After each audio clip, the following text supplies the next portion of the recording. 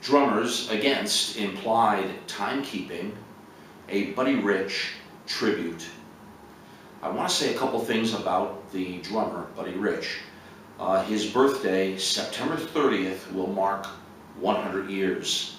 And I think it's necessary, from a historical perspective, to tell you a little bit about the things that I saw while I was growing up learning the drums. As a disclaimer, this is my opinion and my opinion only, so I ask for those of you listening to bear with me. When I started the drums in 67, 68, I had the opportunity to first see him play on June the 17th, 1969. I remember the date, just to this day, because it was at a warehouse, or I should say a giant hall, I forget exactly, but it was about 2,000 people there.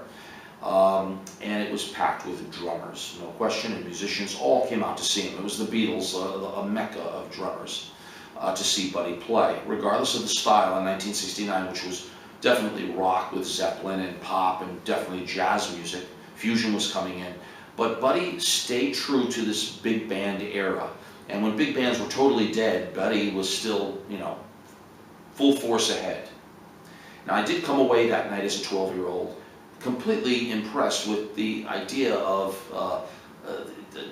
just the tricks, the theatrics of it. Because even at a young age, young drummers and young musicians can see the communication that an artist has. And this is something I want people to know about Buddy. When I saw him at 12, even though I didn't know drums, I was only playing a couple months lessons, I understood that he was doing some physical things, and he was doing them in a way that was kind of theatrical. 12 years old, I can see that. And I bring these things up in mind now because everyone knows about now the Buddy tapes. When Buddy is screaming at the members of his band in the late 80s, early 90s while he's on his tour bus. This was a lot of fun for me to listen to as well. Some of the great lines he used. But Buddy was a complex person besides a drummer. And I think the Buddy tapes have maligned him in a way that isn't fair. I was fortunate to see him 12 times while I was developing as a drummer. Every time he was fantastic. He really put a strong effort. And then finally, in 1979, I did actually privately meet with him after a show at the Waldorf Astoria. I'll never forget it, of course. I shook his hand. I was standing around with a couple other people. And he was very warm and kind of down to earth. He wasn't the acerbic type that you might see or thought of when you listen to the Buddy tapes. And besides, when I think about television in the 70s, Buddy was funny with a joke, and TV hosts loved Buddy. The guests loved him because he knew how to speak on camera and be funny. And I would always watch Buddy when he was on TV. Every drummer would watch Buddy on TV. It's just, when he's on Johnny Carson or any of the late night talk shows, either playing or talking or both, we'd all watch and then comment about it the next day if you were a drummer. And sometimes he'd play just a drum solo, sometimes he would play with the band, sometimes he would just do stick tricks, depending on what the mood he was in. But he was always there to perform, and he understood that the audience was there, why they were there to see him. And this is important for a lot of drummers to know. A couple things. One, he had an extraordinary, difficult life, being that he was a vaudevillian.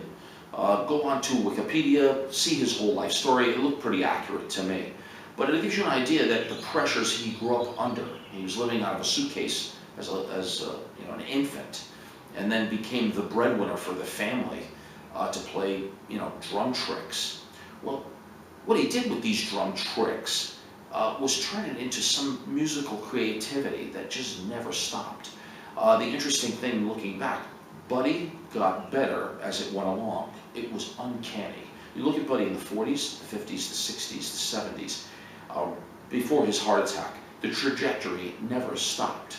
In fact, I will make an argument that his greatest drum solo was at 62 years of age at The Hague on YouTube. Take a look at that. Netherlands, 1978. He's 62 there, 61, 62. And it's just an extraordinary display of theatrics, drama, and the ability to take the audience on a journey. drummers do great solos. Lots of drummers have done great solos. But what separated Buddy, for me, heavy work ethic, number one. Gifted, that was given to him, and he could have been lazy with that. Most gifted people that I've ever been associated with in a musical situation, some of them got lazy and didn't tap into it. Buddy tapped into it, flourished in it, and worked harder at it. And that's why you get Buddy Rich. He was gifted clearly to rhythm and to time. And his creative sensibilities were fantastic, but he worked hard. And we know that because Henry Adler, his teacher in New York, Henry Adler worked with Buddy on his mechanics all the time. And he just worked like a dog to get them faster and better. And he never stopped touring. He never sat down. It was in him to work constantly and to improve. And that should be something that everyone on the drum should always be striving for, regardless of your age. And it's more difficult, I believe, if you're gifted, because you have reasons to dismiss practicing. But he didn't. He went harder at it. What was interesting also, when I met Buddy that one night at the Waldorf Astoria in 1979, later on that night, we all met up at Eddie Condon's on West 55th Street in New York City, and he sat in. It was very important for Buddy to prove himself to a lot of the jazz guys and real hipsters around there. And there were a lot of drummers there that night at Eddie Condon's, Roy Haynes and I guess Louis Nash was there. Great pianists. A lot of people were there hanging around. And Buddy went into this bombastic solo. So you get a little bit of Buddy being a little insecure. I even caught that. He wanted to show them that he's Buddy at all times. He was just driven that way. And that's inside of you. And so I want to, in his tribute to his 100th birthday coming up, I don't want young drummers to think that the Buddy tapes are Buddy alone.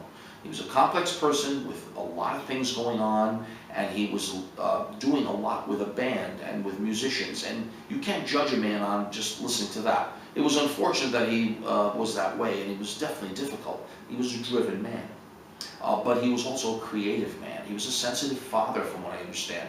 And a side note, I also found out when he was playing with Tommy Dorsey, and Frank Sinatra was becoming a real big star with Tommy Dorsey's orchestra, Buddy was Frank Sinatra's roommate.